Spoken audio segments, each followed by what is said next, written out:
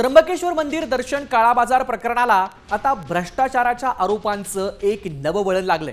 त्र्यंबकेश्वर देवस्थानच्या विश्वस्त पदासाठी करोडो रुपयांची देवाणघेवाण झाल्याचा आरोप माजी विश्वस्त ललिता शिंदे यांनी केलाय।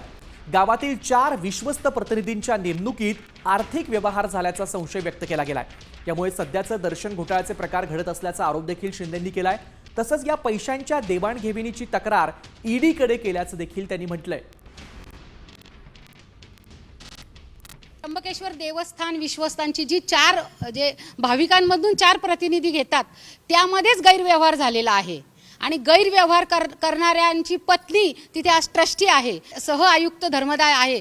त्यांच्यावरती पूर्ण गावात जिल्ह्यात चर्चा आहे की करोडो रुपयाची देवाणघेवाण झालेली आहे। तर हे जे काही पैशांची जी देवाणघेवाण आज काही जो काही प्रकार त्र्यंबकेश्वरमध्ये वाढलेला आहे तर त्याच्या पाठीमागे करोडोची गैरव्यवहार झालेल्याचा आरोप आहे आणि हा आरोप मी माननीय चीफ जस्टिस यांना लेखी पत्र देऊन केलेला आहे आणि ईडीला पण कंप्लेंट केलेली आहे।